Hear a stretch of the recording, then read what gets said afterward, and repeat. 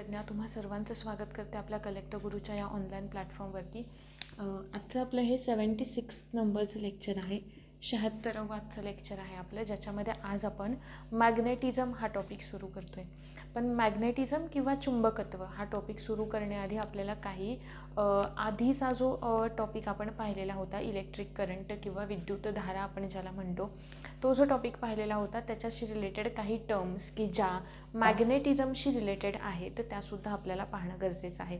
म्हणजेच थोडक्यात बघा, इन शॉर्ट आपण एक लास्ट लेक्चरला जे काही झालं होतं त्याचा एक क्विक रिकॅप म्हणण्यापेक्षा ज्या टर्म आपल्याला या टॉपिकमध्ये तिकडच्या अभ्यासणं गरजेचं आहे ते आपण अभ्यासतोय। सगळ्यात आधी सुरुवातीला पहा की आपण कोणत्याही ॲटमचा विचार करतो, एखादा अणू आहे आणि आपण त्या ॲटमचा विचार करतोय, तर तो जो ॲटम असतो आपण असं जनरली म्हणतो की एखादा ॲटम किंवा अणू हा कसा असतो, उदासीन असतो आहे, बरोबर। एखादा अणू हा कसा असतो, उदासीन असतो, म्हणजेच न्यूट्रल असतो आहे, बरोबर। न्यूट्रल असतो कारण त्याच्याकडे प्रोटॉन आणि प्रोटॉनही आहेत, त्याच्याकडे इलेक्ट्रॉन सुद्धा आहेत।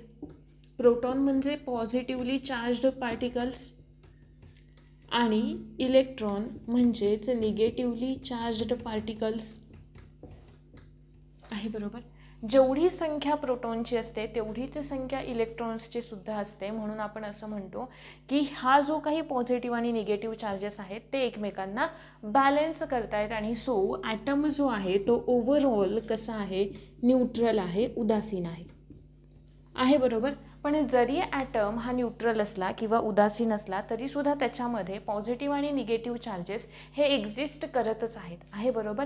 आणि जे चार्ज पार्टिकल रिस्पॉन्सिबल असतात इलेक्ट्रिसिटीसाठी किंवा एखाद्या विद्युतधारेच्या वहनासाठी, ट्रान्समिशनसाठी आहे, बरोबर। अगदी सेम जर का आपण असे आपल्या डे टू डे लाईफमधले एक्झाम्पल घेतले तर असे अनेक एक्झाम्पल्स आपल्याला सांगता येतात की ज्याच्यामध्ये आपल्याला विजेचा प्रवाह किंवा विजेची गरज पडते, नाही का। अगदी लहान लहान गोष्टींपासून अगदी किती फार जास्त, इव्हन जर का एक नॅचरल फेनॉमिनन आपण कन्सिडर केलं तर जसं की वीज जी चमकते ते सुद्धा काय आहे तर ते कमी विभवाकडून जास्त विभवाकडे, विभव म्हणजे आता इथे मी पोटेन्शियल डिफरन्स असं म्हणते, ठीक आहे। मग याच्याशी रिलेटेड ज्या काही टर्म्स आहेत तर त्या समजावून घेऊयात। सगळ्यात पहिली जी आहे ती आहे करंट इलेक्ट्रिसिटी, की जी आपण ज्याच्यावरती ऑलरेडी एक अख्खा टॉपिकच पाहिलेला आहे। सो आता मला गरज वाटत नाही आहे की ती इलेक्ट्रिसिटी विद्युतधारा, हो ना, पुन्हा आता तोच एक्सप्लेन करण्याची गरज नाही आहे। म्हणजेच आपण असं म्हणू शकतो नाही का की वीज जेव्हा चमकतीये किंवा वीज जेव्हा पडते तेव्हा ती काय होते, तिकडे सुद्धा एक पॉझिटिव्ह निगेटिव्ह चार्जेस आपण ते पाहिलेलं होतं की कशा पद्धतीने तिचं ट्रान्समिशन होतं, नाही का, इलेक्ट्रिक करंटचं। त्यानंतरचा पुढचा जो पॉईंट आहे तो आहे इलेक्ट्रोस्टॅटिक पोटेन्शियल किंवा आपण ज्याला विद्युत स्थितिक विभव असं म्हणतो, इलेक्ट्रोस्टॅटिक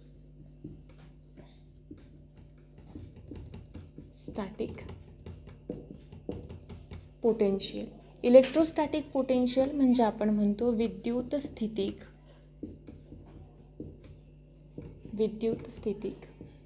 विभव।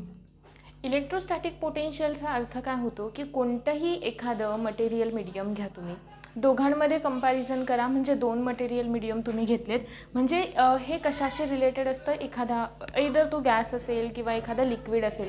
आपण जेव्हा फ्लुइड असं म्हणतो ना तेव्हा फ्लुइडमध्ये हे दोन्ही कुठेतरी आपण कन्सिडर करतो, म्हणजे लिक्विड मटेरियलसुद्धा आणि गॅसेस मटेरियलसुद्धा, ठीक आहे। मग इन जनरल पहा, जर का मी इथे असं म्हणते आपण एखादं लिक्विड किंवा फ्लुइड कन्सिडर करतोय तर त्याचा जो काही प्रवाह असतो, त्याचा असलेला जो काही प्रवाह असतो तो कसा असणार आहे, हाय लेवलकडून लो लेवलकडे असणार आहे, जे कालच्या एका एक्झाम्पलमध्ये आपण समजावून घेतलेलं होतं। फॉर एक्झाम्पल बघा, हा एक बाऊल आहे, याच्यामध्ये एवढं पाणी भरलं आहे, इथे दुसरा ठेवला आहे आणि याच्यामध्ये एवढं पाणी भरलं आहे, तर याच्यामधून पाणी कुठे जाणार आहे, या बाऊलमध्ये जाईल आहे, बरोबर। म्हणजेच हाय लेवलकडून लो लेवलकडे पाणी जाते। फॉर एक्झाम्पल जसं की धबधबा, नाही का, म्हणजे धबधब्यावर पाणीसुद्धा कसं आहे, उंचावरून खाली पडतं, म्हणजे हाय लेवलकडून लो लेवलकडे पडतं। आता इथे लेवल समजावून घेताना तुम्हाला अजून एक एक्झाम्पल मी देईन। असं आपण कन्सिडर करूयात की बघा, हां, हे नको घेऊयात, इथे हे ठीक आहे, एवढं याच्यामध्ये पाणी आहे 5 लिटर असं समजू आपण, आणि इकडे एक हे आहे, आणि याच्याकडे एवढं 2 लिटर एवढं पाणी भरलेलं आहे. ठीक आहे, पण लेवल जास्त कोणाची आहे, या बाउलची जास्त आहे, सो पुन्हा पाणी याच्याकडून इकडेच जाणार आहे. यालाच आपण म्हणतो इलेक्ट्रोस्टॅटिक पोटेन्शियल, म्हणजे जास्त विभवाकडून कमी विभवाकडे, ज्यांच्यामध्ये हाय लेवलकडून लो लेवलकडे आहे. धबधब्याचं उदाहरण जे आहे ते सगळ्यात बेस्ट एक्झाम्पल आहे. किंवा इव्हन आपण जरी हीट कन्सिडर केली ना, हीट उष्णता, आपला जो पुढचा टॉपिक असणार आहे हीट. ठीक आहे, 1-2 प्रश्न याच्यावरती विचारलेले आहेत आणि त्याच टॉपिकशी रिलेटेड सातत्याने प्रश्न, म्हणजे त्याच याला धरून नाही का, त्याच एखाद्या टॉपिकला किंवा तोच असा बेस धरून त्यावरच पुन्हा पुन्हा प्रश्न असे आपण पाहणार आहोत, डिस्कस करू. ते हीट आहे. हीटसुद्धा आपण पाहतो, आपण इव्हन पाणी गरम करताना ते काय होतं, तर हाय टेम्परेचरकडून कुठे जाते ती, high temperature to low temperature आहे, बरोबर. अशा पद्धतीने याचा प्रवाह असतो, आणि या प्रकारच्या प्रवाहालाच आपण काय म्हणतोय, इलेक्ट्रोस्टॅटिक पोटेन्शियल किंवा विद्युत स्थितिक विभव. नंतरचा जो पुढचा पॉईंट आहे तो आहे पोटेन्शियल डिफरन्स. पोटेन्शियल डिफरन्स म्हणजे ही जी हाय लेवल आहे आणि ही जी लो लेवल आहे, या दोघांच्या मध्ये असलेला जो डिफरन्स आहे त्याला आपण म्हणतोय पोटेन्शियल डिफरन्स. मग एखादा करंट पास होण्यासाठी किंवा इलेक्ट्रिसिटी पास होण्यासाठी आपल्याला गरज असते की त्याच्यामध्ये पोटेन्शियल डिफरन्स क्रिएट करण्याची, किंवा जेव्हा पोटेन्शियल डिफरन्स क्रिएट होतो एखाद्या इलेक्ट्रिक सर्किटमध्ये जेव्हा पोटेन्शियल डिफरन्स क्रिएट होतो तेव्हा काय होणार आहे, तेव्हा होतं आहे इकडे निगेटिव्ह, इकडे पण निगेटिव्हला कनेक्ट असतं, पॉझिटिव्हला कनेक्ट असतं आहे, बरोबर. आणि इकडे काय असेल, जे काही आपलं आहे इन्स्ट्रुमेंट ते असेल की ज्याला आपल्याला आता इलेक्ट्रिसिटी इकडे प्रोव्हाइड करायची आहे, बरोबर. मग याच्यामध्ये जेव्हा आपण इथे एखादा व्होल्टमीटर म्हणा किंवा इतर काही इन्स्ट्रुमेंट असं जोडतो की जे रिस्पॉन्सिबल असेल, बॅटरी असेल, सेल असेल, की जी काय तयार करेल, पोटेन्शियल डिफरन्स क्रिएट करेल, की ज्याच्यामुळे तो काय होईल, फ्लो सुरू होईल आहे, बरोबर. या काही इम्पॉर्टंट टर्म्स होत्या, आणि याच आधारावरती आपण एक ऊर्जेची किंवा इलेक्ट्रिक पॉवरचा एक फॉर्म्युलासुद्धा आपल्याला मिळालेला होता. ठीक आहे, त्याचबरोबर सगळे फॉर्म्युले लास्टला मी तुम्हाला एकदा लिहून दिलेले होते, ते एकदा पाहून घ्या. नंतर ॲम्पियर म्हणजे काय, 1 ॲम्पियर म्हणजे आपण पाहिलेलं होतं की काय आहे, की कुलोम पर सेकंड, म्हणजे चार्ज जो आहे पर युनिट चार्ज म्हणजे आपण ॲम्पियर असं म्हणतो. याच्या सगळ्या टर्म होत्या त्या आपण डिस्कस केलेल्या होत्या, आणि याच टर्म्सच्या आधारावरती आपल्याला काही टाईप ऑफ सेल्स पाहायचे. आता टाईप ऑफ सेल्स म्हणजे काय बघा, आपण इन जनरल ज्या काही वस्तू वापरतो, फॉर एक्झाम्पल अगदी आपल्या रिस्ट वॉचपासून अगदी काही इतर एक्झाम्पल घ्या, की फार मोठं असं एक्झाम्पल घ्या की जिकडे आपल्याला त्या इलेक्ट्रिक सेलची, इलेक्ट्रिक बॅटरीची, आपली मोठी मोठी वाहनं जी असतात त्यांच्यामध्ये आपण त्या सेल वापरतो. मग या सेल नेमक्या कोणकोणत्या प्रकारच्या असतात, ठीक आहे, हा एक मुद्दा आपण इथे पाहणार आहोत, तो महत्त्वाचा आहे आपल्याला, ज्यालाच आपण म्हणतो इलेक्ट्रिक सेल असं.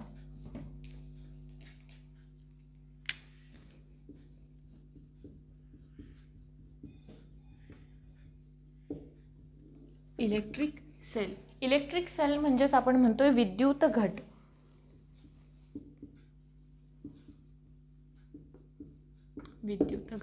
सगळ्यात महत्त्वाचं याचं जे काही काम आहे ते कोणतं आहे, सगळ्यात मेन फंक्शन, जेव्हा एखादी इलेक्ट्रिक सेल आपण एखाद्या सर्किटमध्ये जोडतोय, सर्किट म्हणजे इथे असं कन्सिडर करायचं की लाईटचं जे काही सर्किट आहे, इलेक्ट्रिसिटीचं जे काही प्रवाह आहे त्याच्यामध्ये जेव्हा आपण ते कनेक्ट करतोय, तेव्हा सगळ्यात महत्त्वाचं याचं काम असतं की एक पोटेन्शियल डिफरन्स क्रिएट करणं. काय क्रिएट करणं, पोटेन्शियल डिफरन्स क्रिएट करणं. आणि हा पोटेन्शियल डिफरन्स जेव्हा म्हणजे थोडक्यात आपण असं म्हणू शकतो की नाही का, ज्या काही आपण डायग्राम पाहिल्या त्याच्या आधारानुसार आपण एवढं सांगू शकतो की एखाद्या एखाद्या कोणत्याही मटेरियल मीडियममधून आपण म्हणूयात इलेक्ट्रिसिटी पास होण्यासाठी कशाची गरज असते, एका कोणत्या तरी अशा स्रोताची गरज असते किंवा अशा सोर्सची गरज असते की जो त्याच्यामध्ये पोटेन्शियल डिफरन्स क्रिएट करू शकेल, आहे बरोबर.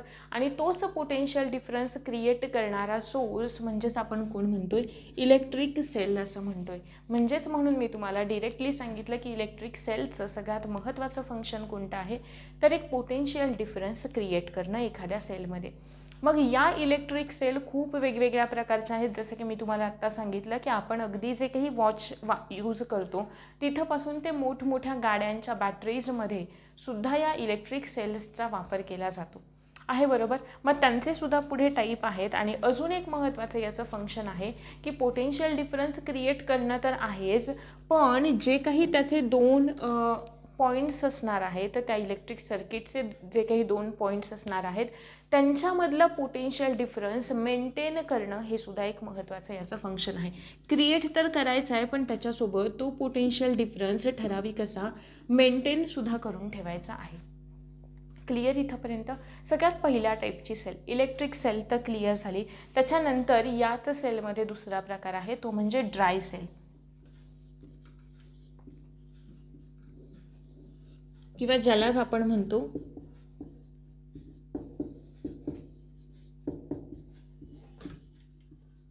कोरडा विद्युत आहे आपला ड्राय सेल. ड्राय सेल ज्या आहेत किंवा ज्यांना आपण कोरडा विद्युत घट असं म्हणतो, त्यांचा वापर इन जनरल आपण करतो रेडिओ संचांमध्ये, त्याचबरोबर विजेरी म्हणजे काही बॅटरी असतात त्यांच्यामध्ये, त्यानंतर रेडिओ संच झाले, त्याचनंतर जे काही आपण वॉचेस यूज करतो त्या वॉचेसमध्ये सुद्धा त्यांचा वापर केला जातो. आपण आपली भिंतीवरची जी घड्याळं असतात त्यांच्यामध्ये सुद्धा या ड्राय सेलचा यूज केला जातो. ते वेगवेगळ्या आपल्याला शेप्समध्ये अवेलेबल असतात, 3-4 आकारांमध्ये अवेलेबल असतात. आता यांचं नेमकं स्ट्रक्चर कसं असतं किंवा सगळ्यात महत्त्वाचा मुद्दा की जर का आपण इथे ते इलेक्ट्रिक करंटमध्ये अभ्यासतोय तर यांच्यामध्ये इलेक्ट्रिक करंट कशा पद्धतीने प्रोड्यूस होतो किंवा या बॅटरी ज्या असतात तर त्यांचं नेमकं स्ट्रक्चर कसं केलेलं असतं बघूयात इन शॉर्ट थोडक्यामध्ये. की जर का आपण एखादी बॅटरी घेतली निकामी आणि तिला जर का तिचं वरचं आवरण आपण काढलं तर तिच्यामध्ये काहीसं असं स्ट्रक्चर असतं बघा. सगळ्यात बाहेरची जी लेयर असते ना त्या बॅटरीची,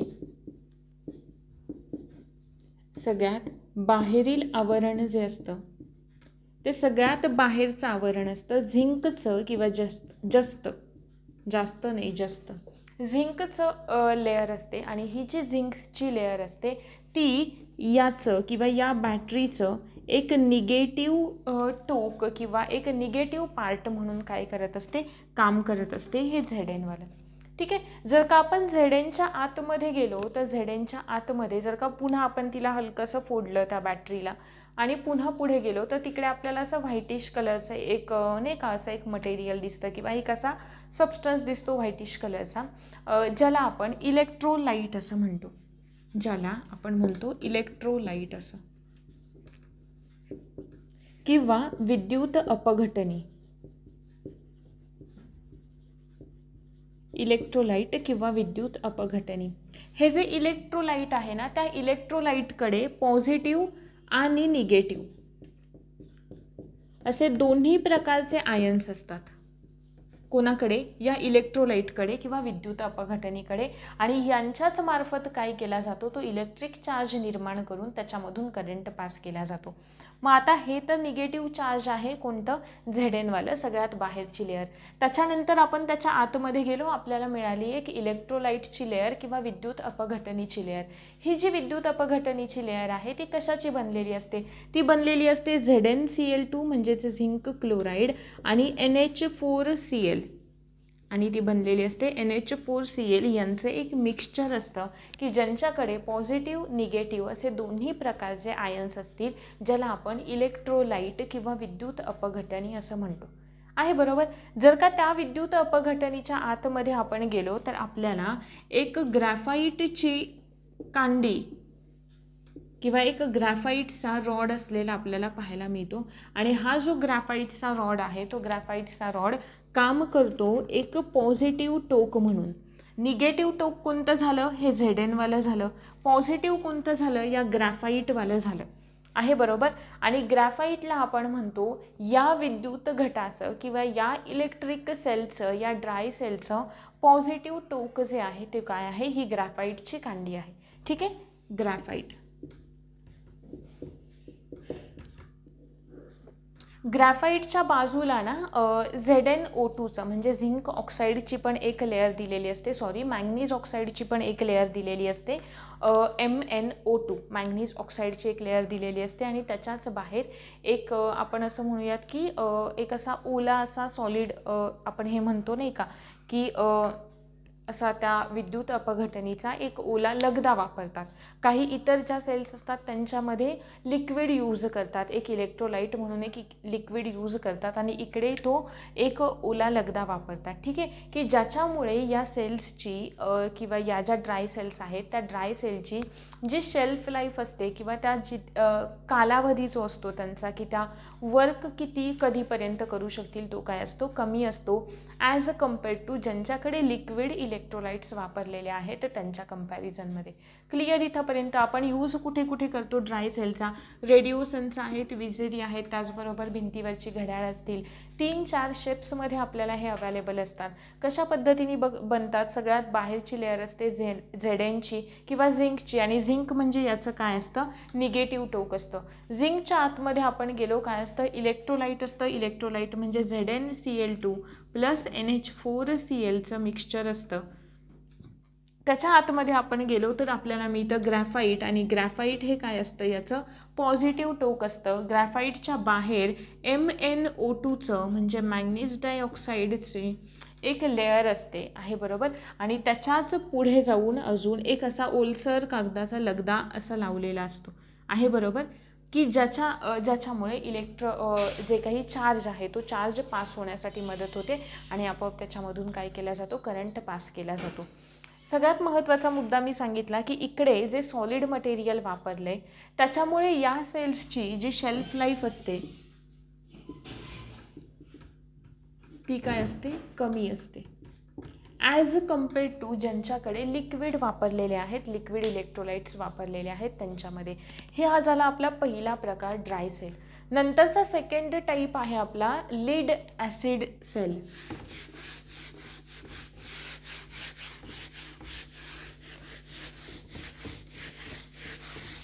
नंतरचा दुसरा प्रकार आहे आपला लीड ॲसिड विद्युत घट किंवा लीड ॲसिड सेल. ठीक आहे, याच्यामध्ये कशा पद्धतीने स्ट्रक्चर असतं बघा.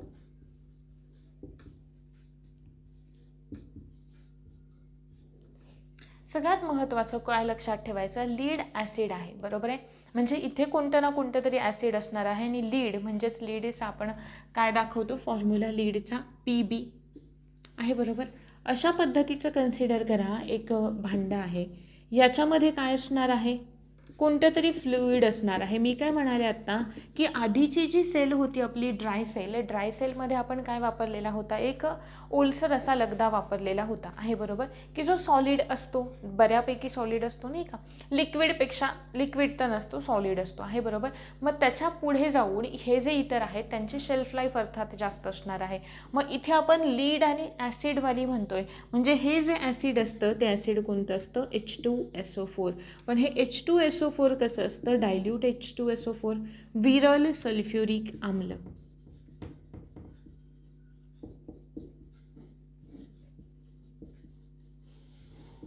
आहे क्लिअर इथंपर्यंत. नंतरचा जो पॉईंट आहे तो दुसरा, की इकडे सुद्धा आपल्याला एक पॉझिटिव्ह टोक हवंय आणि एक निगेटिव्ह टोक हवंय आहे बरोबर. आपण इथे कोण काम करतोय, PB म्हणजे लीड काम करतोय आहे बरोबर. याच्यामध्ये एक रॉड जी असते ती एक रॉड असेल झिंक नाही लीडची. ही जी रॉड आपल्याला दिसते ती रॉड असणार आहे लीडची, की जी याचं एक निगेटिव्ह टोक म्हणून काम करते. झिंक लीड जे आहे PB जे आहे ते याचं एक निगेटिव्ह किंवा ऋण अग्र आपण ज्याला म्हणतो ते म्हणून काम करते. आणि दुसरी जी काही रॉड असते किंवा दुसरं जे काही टोक असतं ते दुसरं टोक असतं लीड ऑक्साईडचं. ठीक आहे, दुसरं जे टोक असतं ते असतं लीड ऑक्साईडचं आणि हे काम करतं पॉझिटिव्ह चार्ज एक पॉझिटिव्ह टोक म्हणून, किंवा ज्याला आपण धन अग्र असं म्हणतो. आणि हे स्ट्रक्चर असतं काहीसं या पद्धतीचं. यांच्यामध्ये असलेलं जे विभवांतर असतं किंवा याच्यामध्ये या टाईपच्या सेलमध्ये लीड ॲसिड सेलमध्ये असलेला जो काही पोटेन्शियल डिफरन्स असतो, लीड ॲसिड सेलमध्ये पोटेन्शियल डिफरन्स किती क्रिएट होतो, 2 व्होल्ट एवढा पोटेन्शियल डिफरन्स मेंटेन केलेला असतो आहे. बरोबर. याच्यामधलं निगेटिव्ह जे काही ऋण अग्र आहे ते कोणतं आहे, लीड आहे. आणि धन अग्र जे आहे ते कोणतं आहे, लीड ऑक्साईड आहे. याच्यामध्ये इलेक्ट्रोलाइट म्हणून आपण कोणाचा वापर केला आहे, डायल्यूट H2SO4चा म्हणजेच विरल सल्फ्युरिक आम्लाचा वापर केलेला आहे. या प्रकारचे जे काही संच आहेत ते आपल्याला, किंवा ज्यांना आपण लीड ॲसिड सेल असं म्हणतो, ते लीड ॲसिड सेल वापरले जातात की ज्या काही बाईक्स असतात, म्हणजे मोटारी आपण ज्यांना म्हणतो, किंवा ज्या काही कार्स असतात, मोठी जी वाहनं असतात नाही का, त्यांच्यामध्ये जसं की ट्रक आहे किंवा कार आहेत, बाईक आहेत, यांच्यासारख्या वाहनांमध्ये या लीड ॲसिड सेलचा काय केला जातो, यूज केला जातो. त्याच्यानंतर बघा दुसरा महत्त्वाचा मुद्दा की यांची जे शेल्फ लाईफ असते, किंवा हे थोडक्यात जी काही आधी आपण सेल पाहिली ना, त्या सेलमध्ये जे काही इलेक्ट्रोलाइट होते त्यांच्यामध्ये रासायनिक अभिक्रिया होणार होती. आणि मग ती रासायनिक अभिक्रिया होऊन काय होतं, एक इलेक्ट्रिसिटी तयार होते आणि ती पास होते. आणि या पद्धतीने काय होतं ते चालू राहते ती सेल. पण ॲक्च्युली तिथे आपण ओलसर लगदा वापरतो ना, त्याच्यामुळे होणारी जी रासायनिक अभिक्रिया असते ती कशी असते, स्लो असते आहे. बरोबर. आणि इकडे आपण काय वापरलं आहे, लिक्विड H2SO4 वापरलं आहे. त्याच्यामुळे इकडे ज्या काही केमिकल रिॲक्शन्स होतील त्यांचं स्पीड हे कसं असेल, अर्थात जास्त असेल as compared to dry cell. आणि म्हणून आपण या सेलचा, लीड ॲसिड सेलचा उपयोग करतो मोठ्या वाहनांमध्ये, की जिकडे आपल्याला जास्त एनर्जीची किंवा जास्त त्यांना नाही का एक जास्त एनर्जी प्रोव्हाइड करण्याची क्षमता असायला हवी, किंवा जास्त इलेक्ट्रिसिटी प्रोड्यूस करायला हवी आहे. बरोबर. यासाठी आपण मोठ्या वाहनांमध्ये लीड ॲसिड सेल्सचा वापर करतो. हे झाले दुसऱ्या प्रकारची सेल. तिसरी जी सेल आहे ती आहे निकेल कॅडमियम सेल. तिसऱ्या प्रकारची जी सेल आहे ती आहे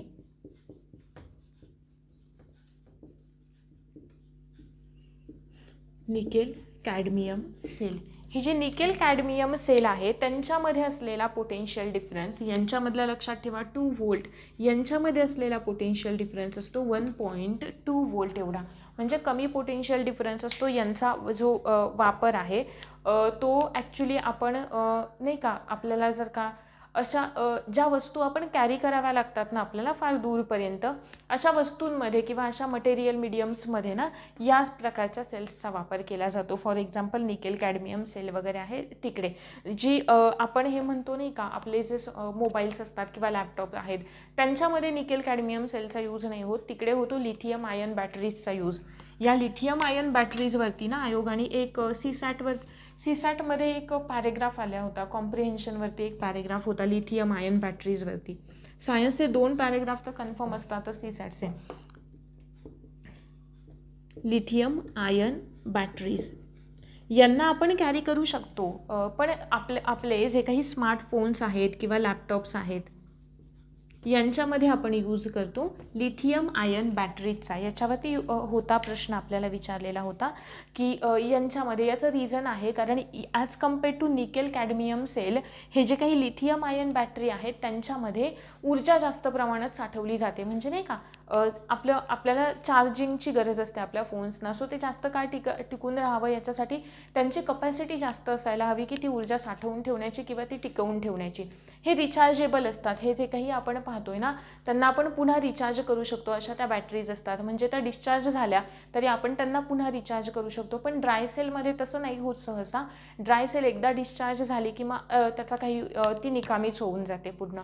तसं इकडे लीड ॲसिड सेल असेल किंवा निकेल कॅडमियम सेल आहे, लिथियम आयन बॅटरीज आहेत, या काय असतात, चार्जेबल असतात. आपण त्या जरी डिस्चार्ज झाल्या तरी पुन्हा आपण त्यांना चार्ज करू शकतो आणि वापरामध्ये आणू शकतो. ठीक आहे. या झाल्या पहिल्या 4 प्रकारच्या लीड ॲसिड, निकेल कॅडमियम आणि लिथियम आयन बॅटरीज. नंतरचं आहे इलेक्ट्रिक सर्किट आहे. बरोबर. आता इलेक्ट्रिक सर्किट बघा, सगळ्यात बेस्ट एक्झाम्पल कालपासून जे आपण अभ्यासत आलो याच्यामध्ये सुद्धा आपण बॅटरीजचा यूज करतो ना इलेक्ट्रिक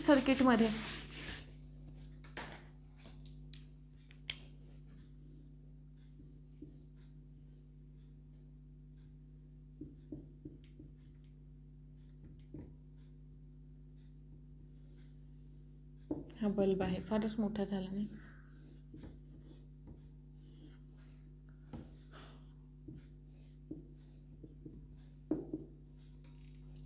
आहे बरोबर.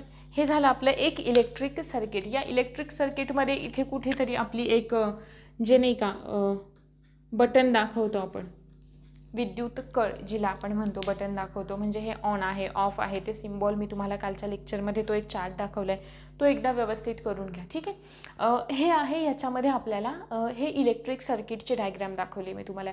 या इलेक्ट्रिक सर्किटमध्ये जेव्हा आपण हे इथली जेव्हा आपण एखादं बटन ऑन करतोय किंवा ऑफ करतोय, तेव्हा हा जो काही इलेक्ट्रिक सर्किट आहे किंवा याच्यामधून वाहणारी जी विद्युत धारा आहे तिचं काय होतं, वहन सुरू होतं. आहे बरोबर. कारण इथे कनेक्ट केलेली जी बॅटरी असते, मग अर्थात तो व्होल्टमीटर असेल किंवा इतर काहीही असेल, ते पोटेन्शियल डिफरन्स क्रिएट करण्याचं काम करतात. पोटेन्शियल डिफरन्स क्रिएट झाला की जे निगेटिव्हली चार्ज हे काही निगेटिव्हवालं टोक आहे ते पुन्हा इकडच्या निगेटिव्हकडे जातं, पुन्हा इकडच्या निगेटिव्हकडे जातं. आपण दाखवताना असं दाखवतो नाही का, फ्लो असा दाखवतो, पण होतोय फ्लो कसा, निगेटिव्हकडून पॉझिटिव्हकडे, पण आपण दाखवताना हा पॉझिटिव्हकडून निगेटिव्हकडे दाखवतोय. ठीक आहे ना, का ते तुम्हाला मी आधीच्या लेक्चरमध्ये एक्सप्लेन केलेलं आहे. आता लक्ष द्या, इकडे जेव्हा हे ऑन होईल तेव्हा हा निगेटिव्ह चार्ज जो आहे, इकडचे जे फ्री इलेक्ट्रॉन्स आहेत ते पास व्हायला सुरुवात होतील, यांच्यामध्ये कोलिजन होईल, हे कुठे पोचतील, या बल्बपर्यंत पोचतील. आहे बरोबर. बल्बमध्ये ना एक या पद्धतीचं एक स्ट्रक्चर असतं, टंगस्टनची एक तार असते. आहे बरोबर. एक टंगस्टनची तार असते आणि या टंगस्टनच्या तारेचं काय महत्त्वाचा उपयोग आहे की याचा जो मेल्टिंग पॉईंट असतो, टंगस्टनच्या तारेचा जो मेल्टिंग पॉईंट असतो, तो मेल्टिंग पॉईंट खूप जास्त असतो, हाय असतो. म्हणजे जवळजवळ 3400-3500च्या रेंजमध्ये काहीतरी फॅरेडेजमध्ये तो तिचा मेल्टिंग पॉईंट असतो या टंगस्टनच्या तारेचा. आता बघा, इथे काय केलं आहे त्यांनी, लेंथ वाढवली आहे. लेंथ वाढवली म्हणजे रेजिस्टन्स वाढला. रेजिस्टन्स वाढला, मग मला सांगा, जेव्हा एखादी बुलेट जाऊन कशावर तरी आदळते तेव्हा ती काय करते, तिथे हीट प्रोड्यूस करते. आहे बरोबर. मग इथे जे काही इकडून या रेजिस्टन्स जो याला क्रिएट होतो, या इलेक्ट्रॉन्सना, फ्री इलेक्ट्रॉन्सना जो रेजिस्टन्स तयार होतोय, जो रोध निर्माण होतोय, मग जेव्हा ते ॲटम्सवरती जाऊन आदळतील तेव्हा काय होणार आहे, हीट प्रोड्यूस होणार आहे. आणि ही प्रचंड निर्माण झालेली जी हीट आहे, त्या हीटचं कन्व्हर्जन कशामध्ये होतं, लाईट एनर्जीमध्ये होतं, आणि म्हणून हा जो बल्ब आहे तो काय होतो, प्रकाशित होतो. आहे बरोबर. म्हणून हा बल्ब काय होतो, प्रकाशित होतो. अजून एक महत्त्वाचं, कधी कधी असं होतं की नाही का, बल्ब जातो, असंही होतं बघा की बल्ब जातो तेव्हा फार जास्त प्रमाणात जेव्हा रेजिस्टन्स तयार होतो ना, तेव्हा हीटसुद्धा तेवढीच जास्त प्रोड्यूस होते. मग ही तार मेल्ट का नाही होत, आपण म्हणतो नाही का, ही तार मेल्ट होत नाही किंवा याचं ऑक्सिडाईज होण्याचे चान्सेस पण असतात ना, फार जास्त प्रमाणात जर का तिच्याकडे हीट आहे तर मग ती जळण्याचे चान्सेस जास्त असतात. जळते म्हणजे कंबशन होतंय, कंबशन होतंय म्हणजे तिथे अर्थात काय असणार आहे, ऑक्सिजन असणार आहे, म्हणजे आपण असं म्हणू शकतो ऑक्सिडाईज होते. पण ऑक्सिडाईज होत नाही का, कारण बल्बमध्ये ना अर्गॉन नावाचा गॅस पण असतो नाही का, अर्गॉन की जो एक अँटीऑक्सिडंट म्हणून काम करतो. आहे बरोबर. त्याच्यामुळे ही तार जी आहे ना, ती आपल्याला जळून अगदी तिची राख वगैरे अशी काही मिळत नाही, कितीही टेम्परेचर वाढलं, आपण कितीही वेळ बल्ब चालू ठेवला तरीसुद्धा, कारण याचा जो काही मेल्टिंग पॉईंट आहे तो खूप जास्त हाय आहे आणि त्याचं कन्व्हर्जन सगळं कशामध्ये होतं आहे, लाईट एनर्जीमध्ये होतं आहे. क्लिअर. हे झालं इलेक्ट्रिक सर्किटचं एक्झाम्पल. त्याच्यानंतर बघा, पुढचं जे एक्झाम्पल आहे ते म्हणजे आपण जोडणी पाहिलेली होती. आहे बरोबर. जोडणी म्हणजेच सिरीजची आणि पॅरललची. डोंट वरी, आपण ठीक आहे सगळी नाही पाहणार आहे, पण त्याचं फक्त एक एक्झाम्पल द्यायचं आहे. कोणतं मला एक्झाम्पल आहे, ट्रान्झिस्टर हे त्याचं सगळ्यात बेस्ट एक्झाम्पल आहे.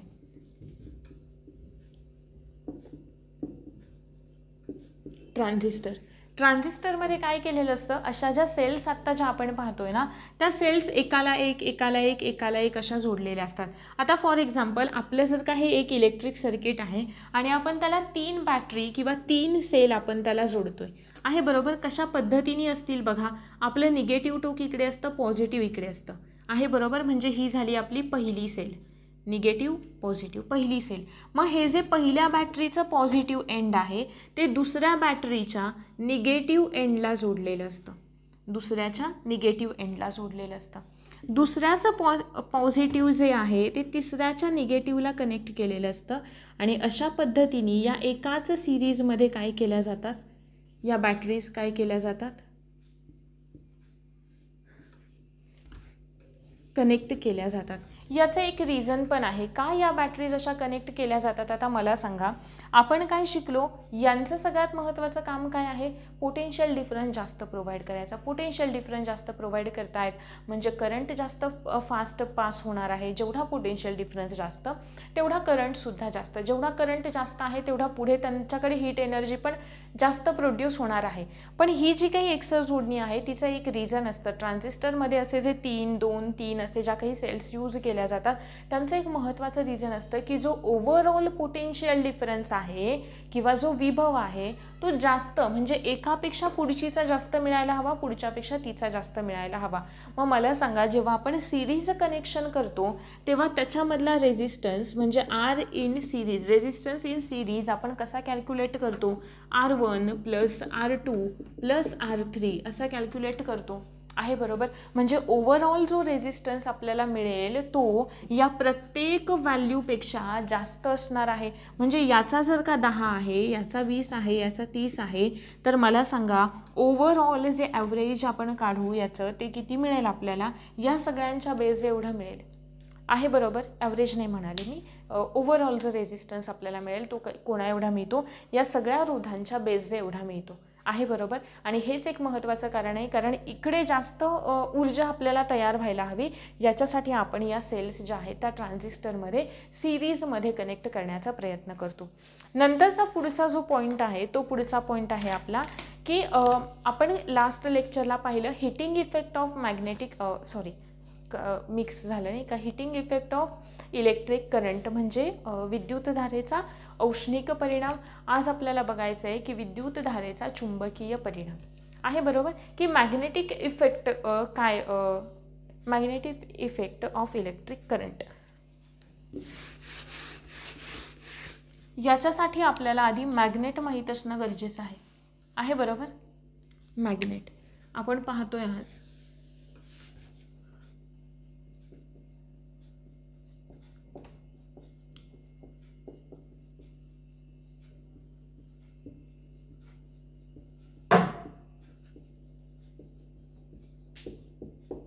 Magnetic effect of electric current. Magnet जर का आपण कोणतंही घेतलं, ठीक आहे, म्हणजे आपल्याला माहिती आहे की कोणतेही जे काही सगळे आहेत त्यांच्या प्रत्येक वस्तूमध्ये विश्वामध्ये असणाऱ्या त्यांच्यामध्ये काय असतं, फोर्स ऑफ अट्रॅक्शन असतो आहे, बरोबर. ते वेगळं राहिलं पण इथे मॅग्नेटच्या बाबतीत वेगळं राहिलं. त्याचा स्टडी आपण कसा करतो बघा. कन्सिडर करा की हे एक मॅग्नेट आहे असं आहे, बरोबर. या मॅग्नेटला 2 पोल्स असणार आहेत. हा आहे नॉर्थ पोल आणि हा आहे साऊथ पोल आहे, बरोबर. नॉर्थ पोल आहे आणि साऊथ पोल आहे.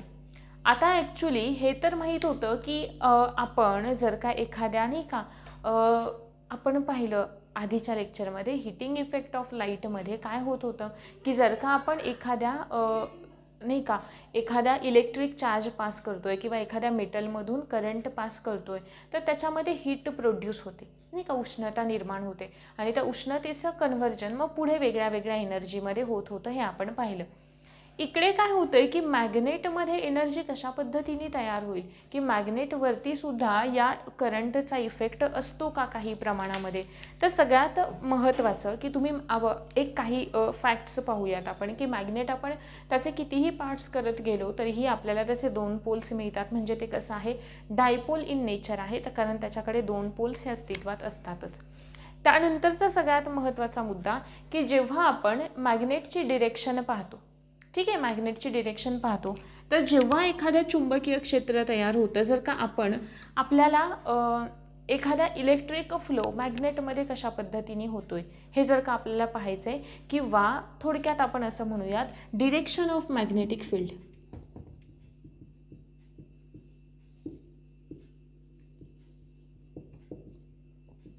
डिरेक्शन ऑफ मॅग्नेटिक फील्ड काय असेल, कसं ठरवायचं बघा. कोणताही एखादा तुम्हाला ठरवायचे की डिरेक्शन ठरवायचे तर कशी ठरवणार की तुम्ही एखाद्या वस्तूच्या इकडे तिचा नॉर्थ पोल जो आहे ना तो ठेवणार आहे बरोबर, तुम्हाला आपोआप डिरेक्शन मिळते. नॉर्थ नॉर्थ एकमेकांना काय करतील, रिपेल करतील, म्हणजे हा कुठे येईल, खाली येईल. इथे जर का पुन्हा आपण हा खाली आला, इकडे आला, ठीक आहे, नॉर्थ आला, पुन्हा इकडे हा साऊथ आहे, इथे जर का एखादा आपण नॉर्थ ठेवला तर हा नॉर्थ परत याला काय करेल, रिपेल करेल. याला रिपेल केल्यानंतर इकडे हा नॉर्थ आला, नॉर्थ इकडे आल्यानंतर हा साऊथ या नॉर्थला काय करेल, अट्रॅक्ट करेल. आहे बरोबर. मग आपण असं म्हणू शकतो का की डिरेक्शन ऑफ मॅग्नेटिक फील्ड, आपल्याला डिरेक्शन हवी आहे ना, काय करायचं, नॉर्थकडे फक्त नॉर्थ पोल ठेवायचा. ठीक आहे. आता हे नॉर्थ वगैरे कळणार कसं, आता जिकडे अट्रॅक्ट होईल तो तर नसणार आहे, जिकडे रिपेल होतोय म्हणजे तो काय आहे, नॉर्थ नॉर्थ आहे किंवा साऊथ साऊथ आहे. नॉर्थ जिकडून याला रिपेल करतो ना, म्हणजे आपण जेव्हा डिरेक्शन ऑफ मॅग्नेटिक फील्ड सांगतो, चुंबकीय क्षेत्रांची दिशा कशी असते, तर ती असते नॉर्थ टू साऊथ. कशी असते ती, नॉर्थ टू साऊथ. म्हणजेच आपण थोडंसं याला व्यवस्थितपणे डिटेलमध्ये बघूयात. हे जर का एखादं मॅग्नेट आहे, या मॅग्नेटचे आपण दोन पोल्स पाहिले, एक आहे नॉर्थ पोल आणि दुसरा आहे साऊथ पोल. आत्ता आपण जे डिरेक्शन पाहिली ती नेहमी डिरेक्शन म्हणजे जे काही मॅग्नेटिक फील्ड तयार होतीये, मॅग्नेटिक फील्ड किंवा ज्याला आपण चुंबकीय क्षेत्र असं म्हणतो, आणि हे चुंबकीय क्षेत्र तयार कोण करतात, तर मॅग्नेटिक लाईन्स किंवा ज्याला आपण चुंबकीय बलरेषा असं म्हणतो. आहे बरोबर. या मॅग्नेटिक लाईन्स ज्या असतात किंवा ज्या चुंबकीय बलरेषा असतात तर त्या ही जी मॅग्नेटिक फील्ड आहे ती तयार करतात. मग मॅग्नेटिक फील्ड तयार कशी होते, ती तयार होते नॉर्थ टू साऊथ या डिरेक्शनमध्ये. आहे बरोबर, नॉर्थ टू साऊथ या डिरेक्शनमध्ये.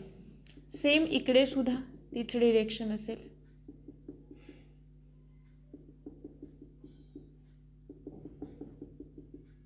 हे अशा पद्धतीने एक मॅग्नेटिक फील्ड तयार होतं. हे आत्ता सोपं आहे जेव्हा आपण विचार करतोय फक्त आपण एक मॅग्नेट ठेवलेला आहे, त्या मॅग्नेटचे दोन पोल्स आहेत नॉर्थ आणि साऊथ, तेव्हा त्याच्या भोवती एक मॅग्नेटिक फील्ड तयार होते.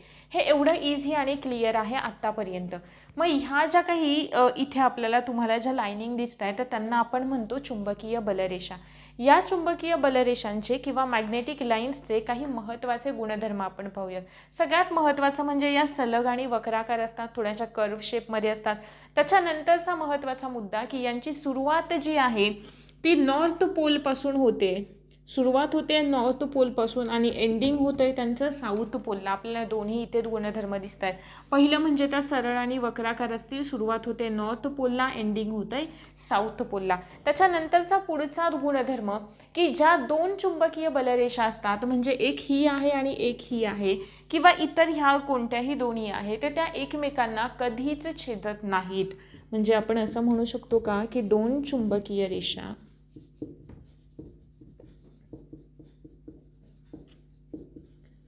एकमेकांना कधीच छेदत नाहीत. तीन गुणधर्म आपण पाहिले, हा झाला तिसरा. पहिला आपण पाहिला की या कशा असतात, सलग आणि वक्राकार असतात. त्याच्यानंतरचं सगळ्यात महत्त्वाचं की जिथे मॅग्नेटिक फील्ड जास्त आहे, जिथे चुंबकीय बलक्षेत्र जास्त आहे किंवा जिथे चुंबकीय क्षेत्र जास्त आहे, जिथे चुंबकीय क्षेत्र जास्त आहे तिथे या बलरेषांची घनता सुद्धा काय असणार आहे, जास्त असते. जिथे हे मॅग्नेटिक फील्ड कमी आहे तिथे या चुंबकीय बलरेषांची संख्या, त्यांची घनता सुद्धा काय असेल, कमी असेल. आहे बरोबर. या एकमेकांमधल्या अट्रॅक्शन आणि रिपल्सिव्ह फोर्सेसमुळे तयार होतात. जसं की मी तुम्हाला म्हणाले, इकडे जर का आपल्याला डिरेक्शन हवी आहे तर आपण इथे एखादा नॉर्थ पोल ठेवला, या नॉर्थनी याला काय केलं, रिपेल केलं. पुन्हा इकडे एखादा नॉर्थ ठेवला आपण, या नॉर्थनी याला काय केलं, रिपेल केलं. इकडे इथे ठेवला, पुन्हा या नॉर्थनी याला रिपेल केलं, हा पुढे गेला इकडे, इथे आला, मग इथे आल्यानंतर या साऊथनी याला अट्रॅक्ट केलं, मग हा गेला इकडे. आणि अशा पद्धतीने आपल्याला एक सर्क्युलर असं स्ट्रक्चर मिळतं किंवा सर्क्युलर शेपमध्ये आपल्याला एक मॅग्नेटिक फील्ड मिळते. आहे इथंपर्यंत क्लिअर. आता ही जी काही मॅग्नेटिक फील्ड आहे, या मॅग्नेटिक फील्डवरती आत्तापर्यंत हे सोपं आहे. कधीपर्यंत? जेव्हा आपण फक्त विचार करतो एका मॅग्नेटिक फील्डच्या बद्दलचा. पण मला सांगा, हे प्रत्येक वेळी इथे नॉर्थ पोल ठेवण्यासाठी निसर्गामध्ये नॉर्थ हा असा कोणताही एखादा सेपरेट पोल नसतो किंवा मोनोपोल आपल्याला पाहायला मिळत नाही, नाही का? फक्त नॉर्थ म्हणजे नॉर्थच आहे तेव्हा आपण तो घेतलाय आणि आपण त्याला असं त्याची डिरेक्शन पाहण्यासाठी आपण त्याला ठेवलं आहे असं होत नाही. मग आपण यूज करतो इथे कशाचा? कंपासचा यूज करतो. कशाचा यूज करतो? कंपासचा. मग जर का आपण कंपास घेतलं आणि कंपासचं नॉर्थ पोल जे आहे हे आहे कंपास, याचं नॉर्थ पोल आपण इकडे ठेवलं, याचं साऊथ इकडे ठेवलं आहे, बरोबर? आता इकडे मी हे दाखवलंय पण ॲक्च्युली असं कन्सिडर करा की आपण त्याला इथे ठेवलेलं आहे कंपासला. मग कंपासच्या नॉर्थ पोलला हा नॉर्थ काय करेल? रिपेल करेल. म्हणजे आपल्याला एक गोष्ट माहिती आहे, नॉर्थ टू नॉर्थ काय होईल? नॉर्थ टू नॉर्थ काय असेल? रिपल्शन असेल. म्हणजे ज्याला आपण प्रतिकर्षण असं म्हणतो. आकर्षण आणि प्रतिकर्षण म्हणजे रिपल्शन. म्हणजे या नॉर्थमध्ये काय होईल? रिपल्शन होईल. पण कंपासमधली ही कंडिशन कधीपर्यंत सोपी होती की आपण कंपास नॉर्थला ठेवलं, म्हणजे आता इथे मी असं कंपास दाखवते हं, मग ते पुन्हा इकडे डिफ्लेक्ट झालं आणि इकडे आलं. या नॉर्थनी याला पुन्हा रिपेल केलं, पुढे गेलं, साऊथनी काय केलं? अट्रॅक्ट केलं आणि तयार झाली आपली मॅग्नेटिक फील्ड. आपल्याला मिळाली मॅग्नेटिक फील्ड आहे, बरोबर? पण हे कंपासचं आत्तापर्यंत तर इझी आहे. पण ॲक्च्युली झालं काय बघा, दुसऱ्या डायग्रामच्या फॉर्ममध्ये आपण बघूया.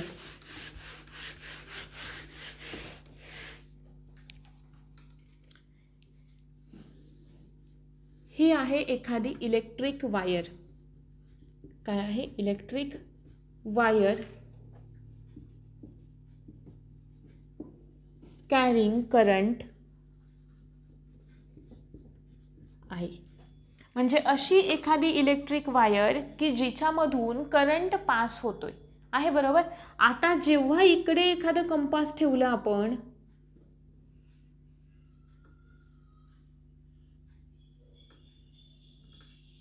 इथे एखादं कंपास ठेवलं तेव्हा आपल्याला असं दिसून आलं की या इलेक्ट्रिक वायरमधून जेव्हा आपण एखादा करंट पास करतोय, मग तो इकडून इकडच्या दिशेला असेल किंवा कोणत्याही डिरेक्शनमध्ये असेल तो करंट, ठीक आहे?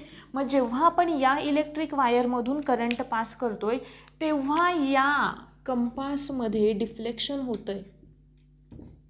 तेव्हा या कंपासमध्ये काय होतंय? डिफ्लेक्ट होतोय. हा म्हणजे त्याच्यामध्ये थोडासा बदल होतोय, त्याच्या डिरेक्शनमध्ये बदल होतोय, याच्यामध्ये मूवमेंट होते. म्हणजे याचा नॉर्थ पोल साऊथ पोल आपल्याला डिफेक्ट होताना दिसतंय. मग तेव्हा कुठेतरी हे थोडंसं कॉम्प्लिकेटेड झालं. मग आता काय की ही तर एखादी वायर आहे, इकडे कुठे मॅग्नेट आहे? मॅग्नेट तर इकडे नाही आहे. मग तरीसुद्धा या कंपासमध्ये बदल होण्याचे किंवा हे डिफेक्ट होण्याचं रिझन काय असू शकतं? तर ते रिझन होतं इलेक्ट्रिक करंट. ते रिझन होतं इलेक्ट्रिक करंट. आणि या इलेक्ट्रिक करंटमुळे या कंपासमध्ये काय होत होतं? डिफ्लेक्शन होत होतं.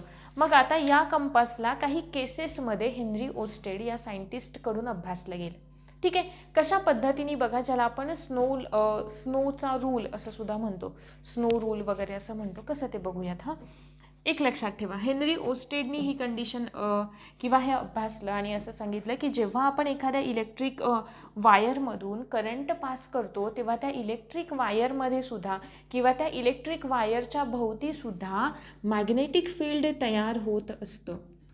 त्या इलेक्ट्रिक वायरच्या भोवती सुद्धा मॅग्नेटिक फील्ड किंवा चुंबकीय क्षेत्र तयार होतं, हे सांगितलं आपल्याला हेनरी ओस्टेड या सायंटिस्टने. मग आता याला आपण कोणत्या कोणत्या कंडिशनमध्ये अभ्यासलं ते आपण बघूया. सगळ्यात महत्त्वाचं पहिलं, आपल्याला या कंडिशन माहीत पाहिजेत. आपल्या मॅग्नेटची कंडिशन कोणती असणार आहे? नॉर्थ. आणि कोणती असेल? साऊथ. जर का इकडे नॉर्थ आहे, इकडे साऊथ आहे, तर साऊथच्या राईटला काय असणार आहे? ईस्ट. आणि इकडे काय असेल? वेस्ट आहे, बरोबर? ईस्ट आणि वेस्ट या झाल्या आपल्या पोल्स किंवा आपण या आपल्या डिरेक्शन डिसाईड करून घेतल्या. आता काय होतंय बघा, जेव्हा हा झाला SNOW स्नोचा रूल अभ्यासूयात बघा कसा. एस म्हणजे काय? एस म्हणजे आहे साऊथ, एन म्हणजे आहे नॉर्थ आहे, बरोबर? ओ फॉर ओव्हर, ओव्हर म्हणजे या मॅग्नेटच्या वरती आपलं काय आहे, कंपास आहे.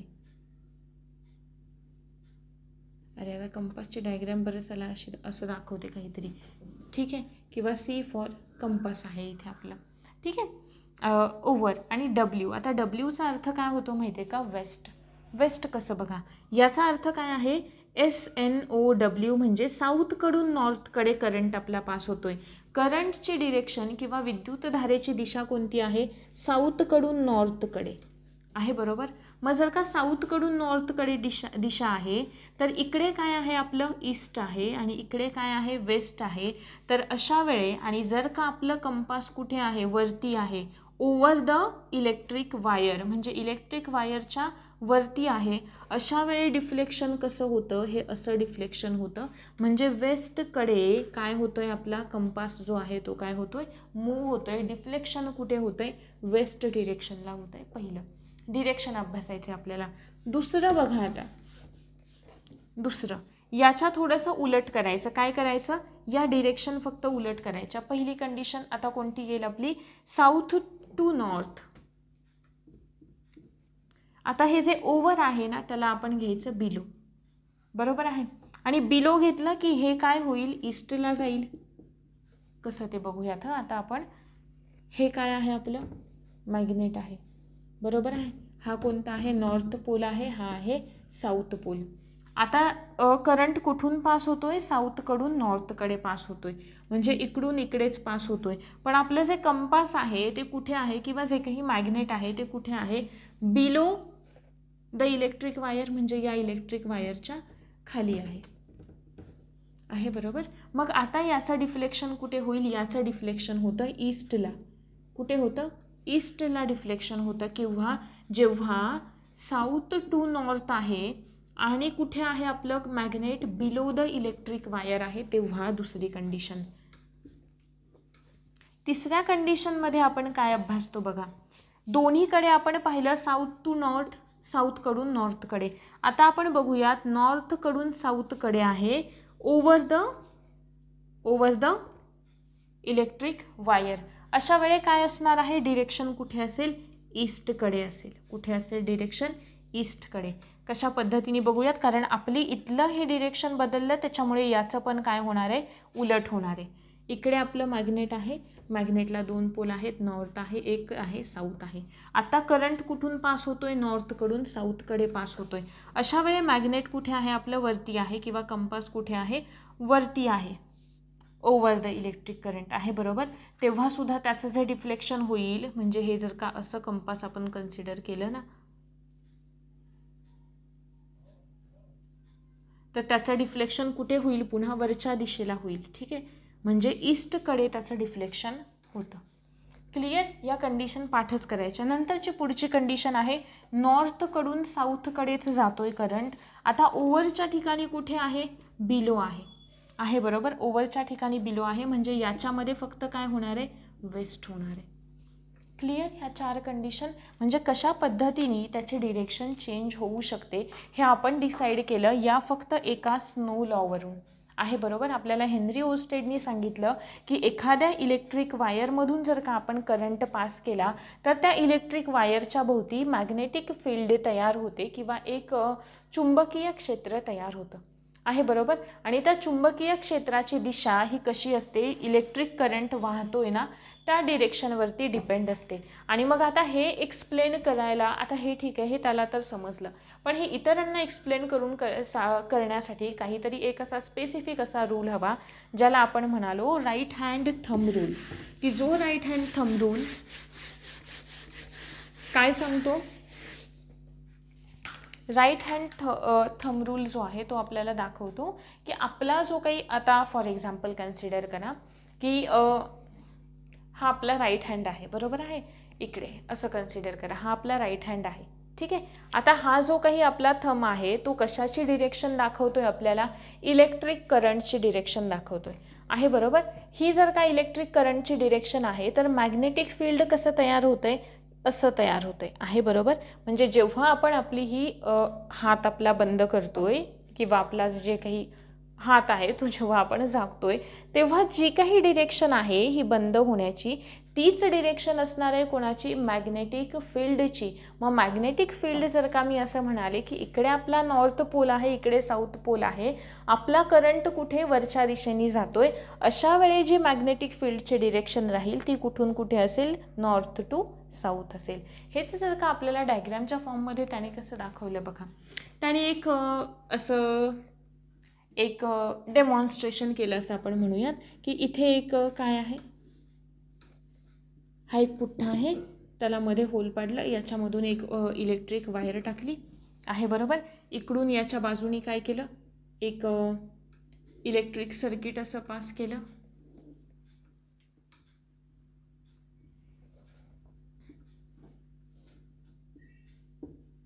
कुठेही असेल इकडे नाही का ते आहे बरोबर. अशा पद्धतीने त्याने काय केलं, हे पास केलं.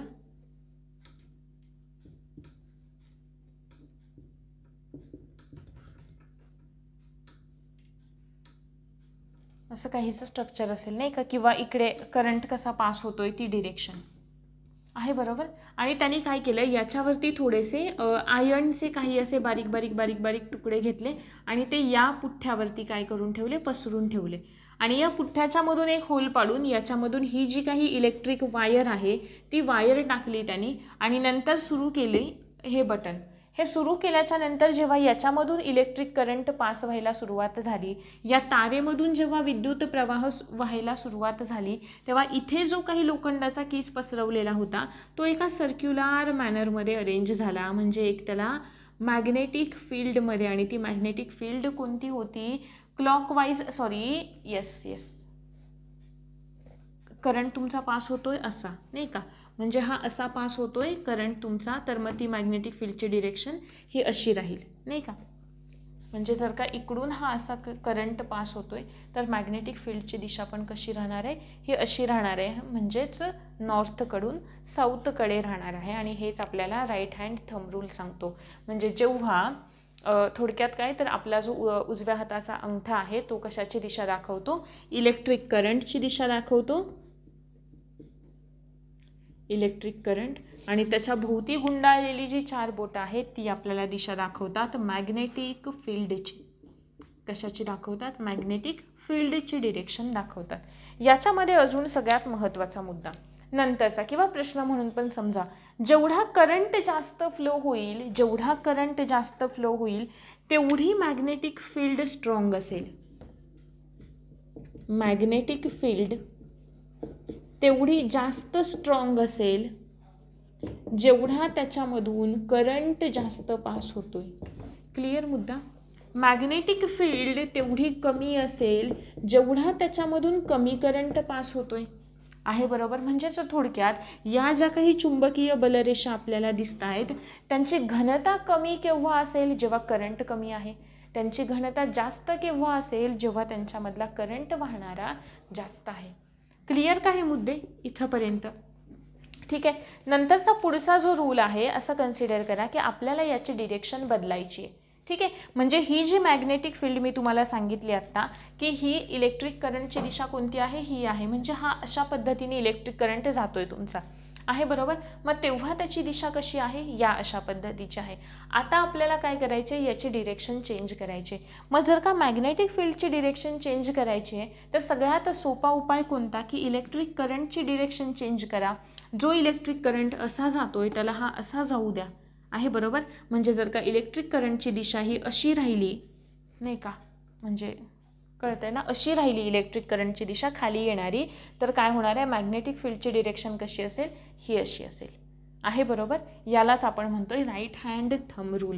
म्हणजे सगळ्यात महत्त्वाचा अफेक्टिंग फॅक्टर कोणता आहे, डिरेक्शन ऑफ करंट. करंट ज्या दिशेने प्रवाहित होतोय म्हणजे तो या डिरेक्शनमध्ये होतोय, या ठीक आहे ना, म्हणजे या डिरेक्शनमध्ये असा होतोय आणि अशी मॅग्नेटिक फील्ड तयार होते, की असा खालच्या दिशेने होतोय आणि मग अशी मॅग्नेटिक फील्ड तयार होते. That's it. हे एवढंच आहे magnetic field of electric current. ठीक आहे, magnetic effect of electric current. आता याच्यामध्ये अजून एक महत्त्वाचा पॉईंट येतो कोणता, आपण बऱ्याच ठिकाणी तो सोलेनॉइड वगैरे, म्हणजे इन जनरल बघा ना, आपण काही इन्स्ट्रुमेंटमध्ये पाहतो स्प्रिंग यूज केलेला. स्प्रिंग यूज केलेला का? कारण आधीच आपण शिकलो स्प्रिंग यूज केली म्हणजे आपण काय करतोय, त्याची लेंथ वाढवतोय नाही का. लेंथ वाढवतोय म्हणजे रेजिस्टन्स जास्त निर्माण होणार आहे, ऊर्जा जास्त तयार होणार आहे. ऊर्जा जास्त तयार झाली की मॅग्नेटिक फील्डसुद्धा कशी असणार आहे, जास्त स्ट्रॉंग असणार आहे बरोबर. नंतरचा जो पुढचा एक रूल आहे बघा, ज्याला आपण लेफ्ट हँड रूल असं सुद्धा म्हणतो. लेफ्ट हँड रूल आपल्याला सांगतो या आपल्या हे जे 3 फिंगर्स असतात आपले, ते एकमेकांना, एक मिनिट येस, ते एकमेकांना आपण जेव्हा परपेंडिक्युलर ठेवतोय तेव्हा आपल्याला हे कोणाकोणाचे डिरेक्शन दाखवतात. ठीक आहे, आता मी याच्यावरती लिहिलेलं होतं बोटांवरती, ते गेलं. हे आपल्याला कोणाकोणाचे डिरेक्शन दाखवतात. सगळ्यात असं लक्षात ठेवा, एफ बी आणि आय. ठीक आहे, एफ बी आय असं लक्षात ठेवा. एफ म्हणजेच फोर्स आहे, एफ म्हणजे काय आहे, फोर्स आहे. बी फॉर मॅग्नेटिक फील्ड आणि आय फॉर करंट. ठीक आहे, आता बघा लेफ्ट हँड रूल आपल्याला काय सांगतो.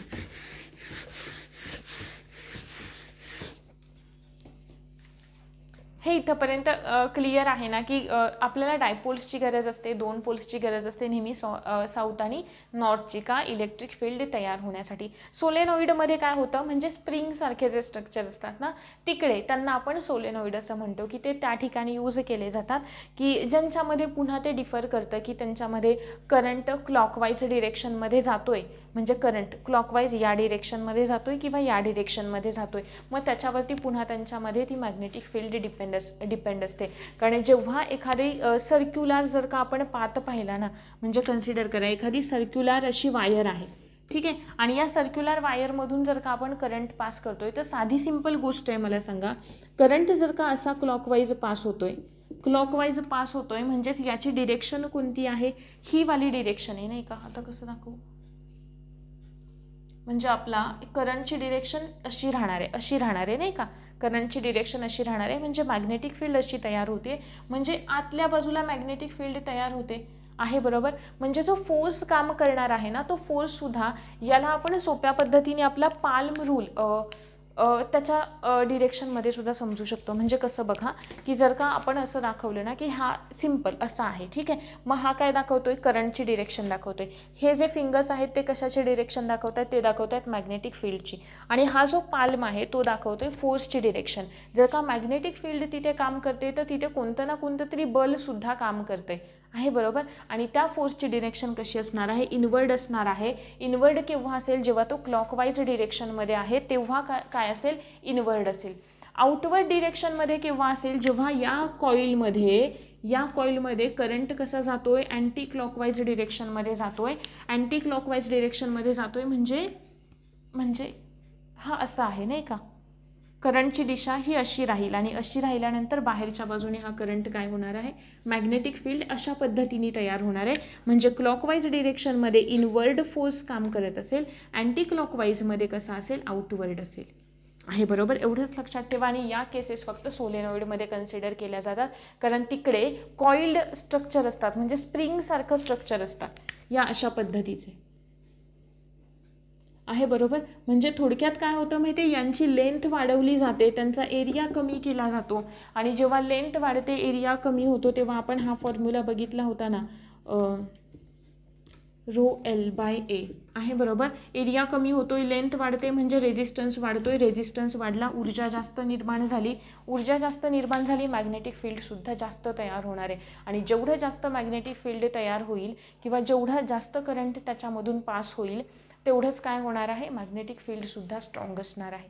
क्लिअर. हे होतं सोलेनॉइडच्या केसेसमध्ये. त्यांचे जे काही ॲप्लिकेशन्स आहेत ते तुम्हाला बुक्समध्ये, म्हणजे आपण त्यांचा जनरेटर्समध्ये कशा पद्धतीने यूज करतो, त्यानंतर हायड्रॉलिक पॉवर्स जे काही प्रोजेक्ट असतात तिकडे आपण यांचा कशा पद्धतीने यूज करतो, हा सगळा पार्ट कशामध्ये येतो, त्यांच्या ॲप्लिकेशन्समध्ये येतो.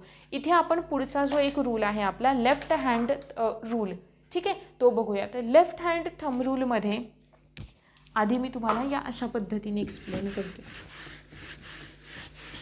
लेफ्ट हँड थंब रूलमध्ये आपल्याला ना फोर्सची पण डिरेक्शन विचारले आहे बरोबर. मग बघा, लेफ्ट हँड थंब रूल लक्षात ठेवताना ह्या अशा पद्धतीने, एक मिनिट, येस, या अशा पद्धतीने लक्षात ठेवायच्या.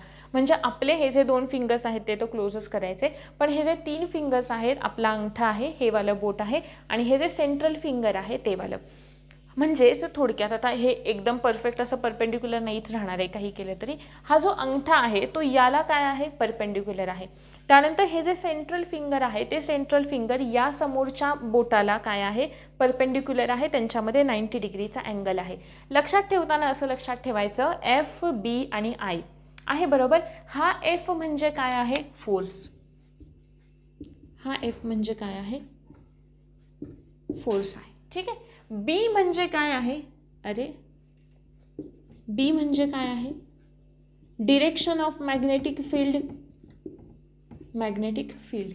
आणि पुढे मी असं म्हणाले आय, आय म्हणजे काय आहे, करंट, करंट. मग आपण असं म्हणू शकतो का की जेव्हा एखाद्या फोर्स ही काय आहे, वेक्टर क्वांटिटी आहे. वेक्टर क्वांटिटी आहे म्हणजे त्याला पण कोणती ना कोणती तरी डिरेक्शन असणार आहे. मग फोर्स कोणत्या डिरेक्शनमध्ये असेल हे मी तुम्हाला आत्ता मगाशी एक्सप्लेन केलं. ते कशावर डिपेंड करेल की करंटची डिरेक्शन कोणती आहे त्यावर डिपेंड करेल आहे बरोबर. मग करंट जसा पास होतोय त्या पद्धतीने मॅग्नेटिक फील्ड तयार होईल आणि त्या पद्धतीने फोर्स काय केला जाईल, त्याच्यावरती अप्लाय केला जाईल किंवा त्याच्यावरती फोर्स टाकला जाईल. फोर्स ही वेक्टर क्वांटिटी आहे. इलेक्ट्रिक करंट ही स्केलर क्वांटिटी आहे. कारण जरी करंटला आपण दिशा दाखवत असलो तरी सुद्धा करंट ही कशी आहे, स्केलर क्वांटिटी आहे, हे लक्षात ठेवायचं. आता बघा हे जे फिंगर आहे आपल्या लेफ्ट हँडमध्ये, याच्यावरती प्रश्न आलेला होता की कोणती डिरेक्शन दाखवतं ते. सगळ्यात पहिला आपला जो अंगठा आहे तो दाखवतो फोर्सची डिरेक्शन. आपलं हे वाला जे फिंगर आहे इंडेक्स फिंगर ते दाखवतं कशाची, मॅग्नेटिक फील्डची डिरेक्शन. आणि आपलं जे सेंट्रल फिंगर आहे ते सेंट्रल फिंगर दाखवतं करंटची डिरेक्शन आहे बरोबर. आणि हेच आपल्याला काय सांगतो, आपला जो लेफ्ट हँड रूल आहे तो लेफ्ट हँड रूल आपल्याला हेच एक्सप्लेन करतो की कोण कशाचे डिरेक्शन दाखवेल. की एखादा करंट पास होतोय तर तिथे मॅग्नेटिक फील्ड कशी तयार होईल, करंट कोणत्याची डिरेक्शन कशी असेल आणि फोर्सची डिरेक्शन कशी असेल आहे बरोबर इथंपर्यंत. त्याच्यानंतर आपल्याला काही फॉर्म्युला दिलेले आहेत. म्हणजे जर का आपण हे जे काही इलेक्ट्रिक इंटेन्सिटी मोजतो ना, किंवा हे जे काही आपण इलेक्ट्रिक करंट नाही, मॅग्नेटिक फील्डचं युनिट आपण वापरतो टेस्ला. असं काय वापरतो त्याचं युनिट, टेस्ला असं त्याचं युनिट वापरतो. आणि हे टेस्ला जर का आपल्याला थोडक्यात आपण बी हे त्याचं काय झालं, मॅग्नेटिक फील्डला बीने डिनोट करतो, पण त्याचं युनिट वापरताना आपण वापरतो टेस्ला असं. ठीक आहे. आणि जर का आता आपल्याला याचा फॉर्म्युला लिहायचा आहे तर फॉर्म्युला आपण काय करतो, F is equal to I B L. I म्हणजे करंट आपण कशामध्ये मोजतो, करंट आपण मोजतो ॲम्पियरमध्ये. बी म्हणजे काय आहे, मॅग्नेटिक फील्ड आपण मोजतो टेस्लामध्ये. आणि जी लेंथ आहे ती लेंथ आपण मोजतो मीटरमध्ये आहे बरोबर. आता आपल्याला कशाचं युनिट इकडे काढायचं आहे, टेस्लाचं नाही का. म्हणजे टेस्ला हे युनिट झालं, पण त्याला आपण डिनोट कसं करू बघा. एफ तर इकडे आहे, एफला आपण युनिट देतो न्यूटन आहे. एला आपण इकडे आणलं मल्टिप्लायमध्ये आहे, म्हणजे ते इकडे आल्यावर डिवाइड होईल. इथे काय होईल, मीटर आहे मल्टिप्लिकेशनमध्ये, ते सुद्धा इकडे काय होणार, डिवाइड होणार. म्हणजेच आपण टेस्लाचं युनिट काय सांगू शकतो,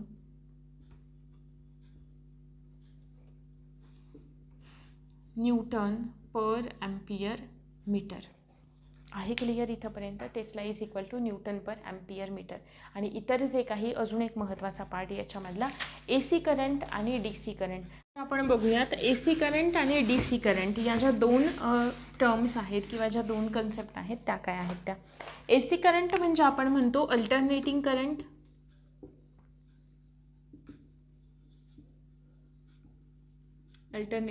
आणि DC करंट म्हणजे आपण म्हणतो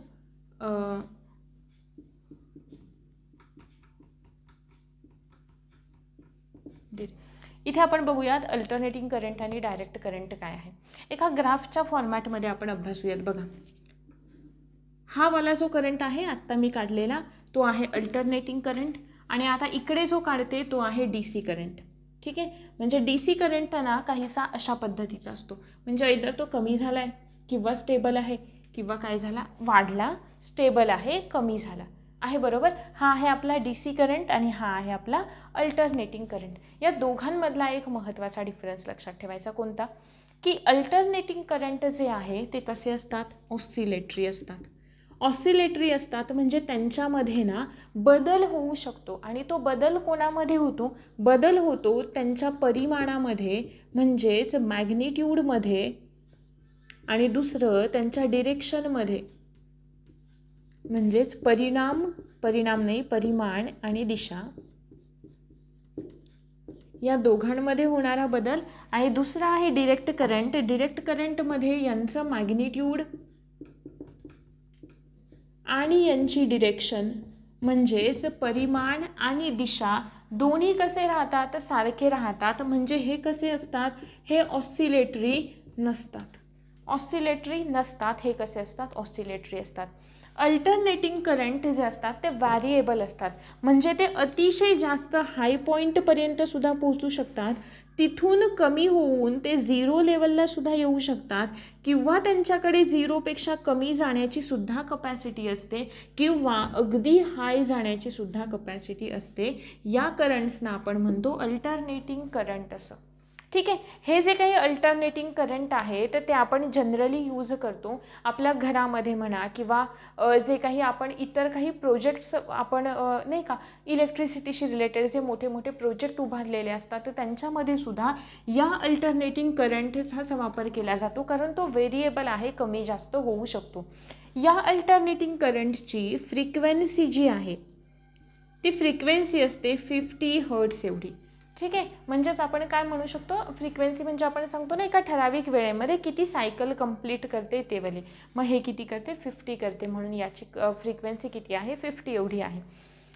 हा जो डिरेक्ट करंट आहे त्याचा सहसा आपण यूज करत नाही, आपल्या वापरासाठी वगैरे कुठेच करत नाही, म्हणजे जास्त प्रमाणामध्ये आपल्याला वापरता येत नाही. आणि हा कसा असतो, फिक्स्ड असतो, व्हॅरिएबल नसतो, ऑसिलेटरी नसतो, व्हेरिएबल नसतो, त्याच्यामुळे आपल्याला त्याचा बऱ्याच ठिकाणी यूज करता येत नाही.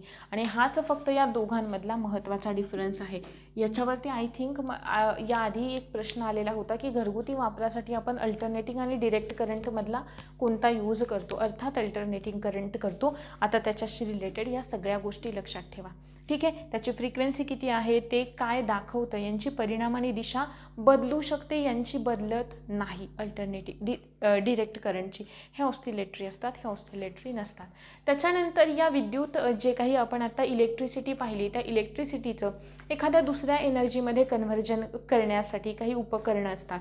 जसं की जनरेटर आहे. जनरेटरमध्ये आपण विद्युतचं जे काही जलित्र वगैरे असतं नाही का, त्याच्यामध्ये आपण कोणत्या ऊर्जेचं कशामध्ये रूपांतर करू शकतो, हा सुद्धा पार्ट थोडासा लक्षात ठेवण्याचा प्रयत्न करा.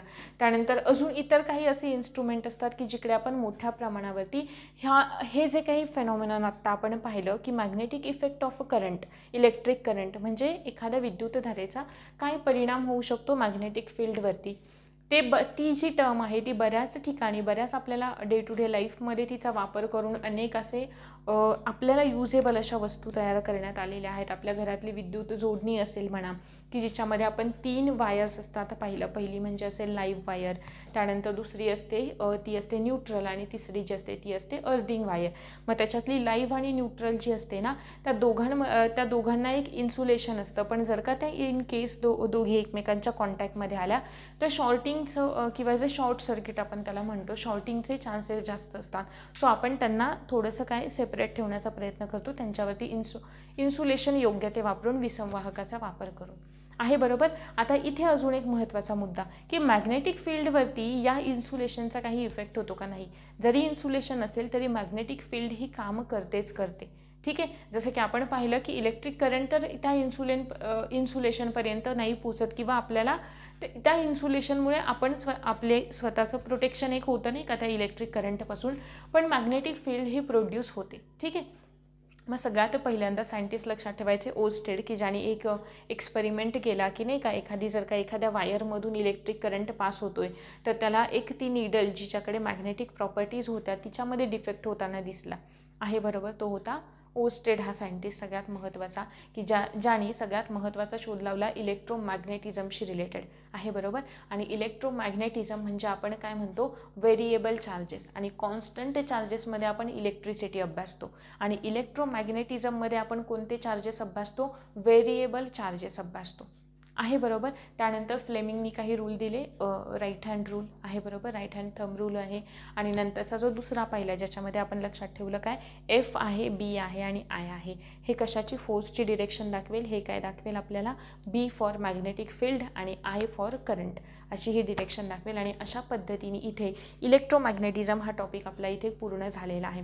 याच्यामध्ये A C current, D C करंटमधला डिफरन्स, वेगवेगळी उपकरणं ज्यांच्यामध्ये हा जो काही इफेक्ट आहे तो वापरला गेला आहे किंवा एखाद्या ऊर्जेचं कन्व्हर्जन दुसऱ्या ऊर्जेमध्ये केलं जातं आहे, तो एक लक्षात ठेवायचं आहे तुम्हाला. आणि त्याचबरोबर ज्या काही चुंबकीय रेषा होत्या आपण पाहिलेल्या, मॅग्नेटिक लाईन्स होत्या, त्या मॅग्नेटिक लाईन्सच्या प्रॉपर्टीज कोणत्या कोणत्या आहेत ते तुम्हाला मी सगळं नोट्समध्ये देते मेन्शन करून. पण तरीही स्टेट बोर्डमधून हे सगळं प्रिपेअर व्यवस्थित करा, कारण चुंबकीय रेषांच्या प्रॉपर्टीजवरती सुद्धा प्रश्न आलेला होता.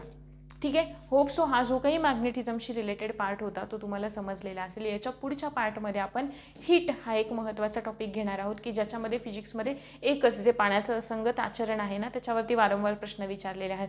सो आपण तिकडे तो पार्ट व्यवस्थितरित्या डिस्कस करणार आहोत. भेटूयात पुढच्या लेक्चरमध्ये. Thank you very much.